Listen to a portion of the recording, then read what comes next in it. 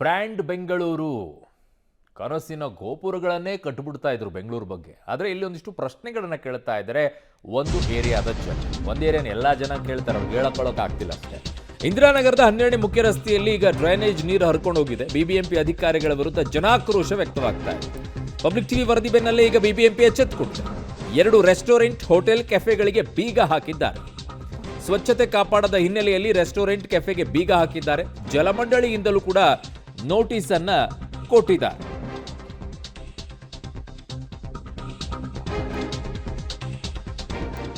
ಎರಡು restaurant, hotel, ಕೆಫೆಗಳಿಗೆಲ್ಲ ಬೀಗ ಹಾಕಿದ್ದಾರೆ. ಸ್ವಚ್ಛತೆ ಕಾಪಾಡಲಿಲ್ಲ ಅಂತ ಹೇಳ್ಬಿಟ್ಟು ಈ ಬೀಗ ಹಾಕಿರೋದು. ಜಲಮಂಡಳಿ ಕೂಡ ಈಗ ನೋಟಿಸ್ ಅನ್ನ ಕೊಟ್ಟಿದ್ದಾರೆ. ಇದು ಇಂದಿರಾನಗರದ 12ನೇ ಮುಖ್ಯ ರಸ್ತೆಯಲ್ಲಿ ಡ್ರೈನೇಜ್ ನೀರು ಈ ರೀತಿ ಹರಿತಾ ಇದ್ದಾರೆ. ಅವರೇನೋ ಧ್ವನಿ ಎತ್ತಿದ್ರಪ್ಪ, ಇನ್ನು ಕೆಲವು ಕಡೆಗಳಲ್ಲಿ ಹರಿತಾನೇ ಇದೆ, ಕೇಳ್ಕೊಳ್ಳೋನು ಯಾರೂ ಇಲ್ಲ ಅಲ್ಲಿ. ಬೆಂಗಳೂರಿನ ಇಂದಿರಾನಗರದಲ್ಲಿರುವಂತಹ 2 ಕೆಫೆ ಹಾಗೂ ಪಬ್ಗೆ ಬೀಗ ಬಿದ್ದಿದೆ. ಇದಕ್ಕೆ ಕಾರಣ ಚರಂಡಿ ನೀರನ್ನ ಹೋಟೆಲ್ನಲ್ಲಿ ಹಾಗೂ ಕೆಫೆಗಳಲ್ಲಿರುವಂತಹ ಚರಂಡಿ ನೀರಿದೆ, ಅದು ನೇರವಾಗಿ ರಸ್ತೆಗೆ ಬಿಟ್ಟಿರುವಂಥದ್ದು. ಸೊ ಈ ಕಾರಣಕ್ಕೆ ನೀವು ನೋಡ್ತಾ ಇರ್ಬೋದು, ಒಂದು ಮನೆಗಳಿಗೂ ಕೂಡ ಇದರಿಂದ ಸಮಸ್ಯೆ ಆಗಿದೆ. ಇನ್ನೊಂದು ಭಾಗದಲ್ಲಿ ಈ ರೀತಿ ರಸ್ತೆಗೆ ಸೀವೇಜ್ ನೀರನ್ನ ಬಿಟ್ಟು ಗಲೀಜು ಮಾಡಿರೋದ್ರಿಂದ ಸಾಕಷ್ಟು ಬಾರಿ ಸ್ಥಳೀಯರು ಕೂಡ ಇಲ್ಲಿ ಬಂದಿದ್ರು, ಕಂಪ್ಲೇಂಟ್ ಅನ್ನ ಕೊಟ್ಟಿದ್ರು. ಜೊತೆಗೆ ಈ ಪಬ್ ಏನಿದೆ ಅದರ ಪಕ್ಕನೇ ಮನೆಗಳು ಕೂಡ ಇದೆ. ಸೊ ಇದರಿಂದ ಸ್ಥಳೀಯರಿಗೂ ಕೂಡ ಸಮಸ್ಯೆ ಆಗ್ತಾ ಇದೆ. ಸಂಪ್ ಕೂಡ ಗಲೀಜಾಗಿದೆ. ಸೊ ಹೀಗಾಗಿ ಸ್ಥಳೀಯರು ಇಲ್ಲಿ ನೋಡ್ತಾ ಇರ್ಬೋದು, ನೀವು ಅಧಿಕಾರಿಗಳ ಜೊತೆಗೆ ವಾಗ್ವಾದವನ್ನ ಕೂಡ ನಡೆಸ್ತಾ ಇದ್ದಾರೆ.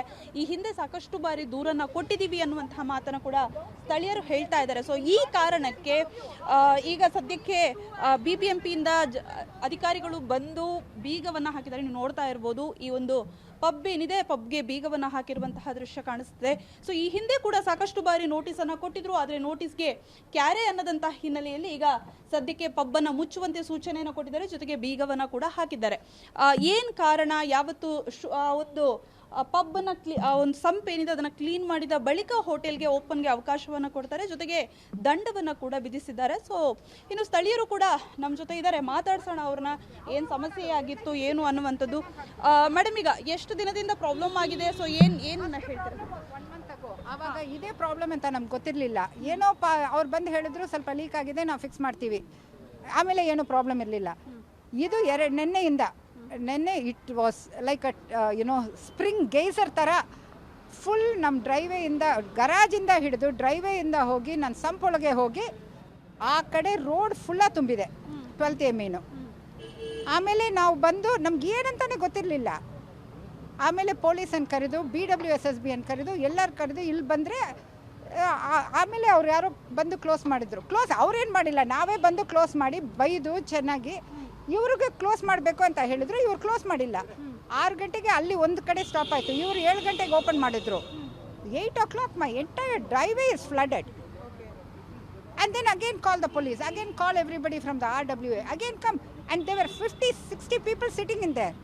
We had to come here, yell at them. They are least bothered that they are sitting in sewage water. They can say, why are you trespassing my building? Okay. So ಏನು ಹೇಳಿದ್ರು ಸರ್? ಇವಾಗ ಅಧಿಕಾರಿಗಳು ಏನು ಹೇಳ್ತಾ ಇದ್ದಾರೆ? ಅಧಿಕಾರಿಗಳು ಬೀಗ ಅಂತೂ ಹಾಕಿದ್ರು. ಇಲ್ಲ, ಬೀಗ ಇವತ್ತು ಹಾಕ್ತೀನಿ ಅಂದಿದ್ದಾರೆ. ಈ 2 ರೆಸ್ಟೋರೆಂಟ್ಗೆ till they fix the problem they cannot open ಅಂತಿದ್ದಾರೆ.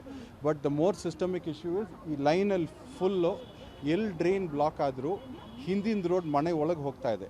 So there is a problem of waste getting into this, food waste, restaurant waste getting into the drainage. Okay. ಅಲ್ಲ, there are 2 issues ಪವಿತ್ರ. ಒಂದು ಬಂದು ಇವ್ರದ್ದು ಸ್ಯೂವೇಜ್ ಲೈನ್ಸ್ ಎಲ್ಲ ಇದೆಲ್ಲ ಮನೆಗಳಿದ್ದಿದ್ದು, ಮನೆಗಳನ್ನು commercial ಹೇಳ್ತಾ ಇದ್ದಾರೆ ಬೀಗ ಹಾಕಿದೀವಿ ಅಂತ ಹೇಳಿ. ಅವ್ರು ಹಾಕಿಲ್ಲ.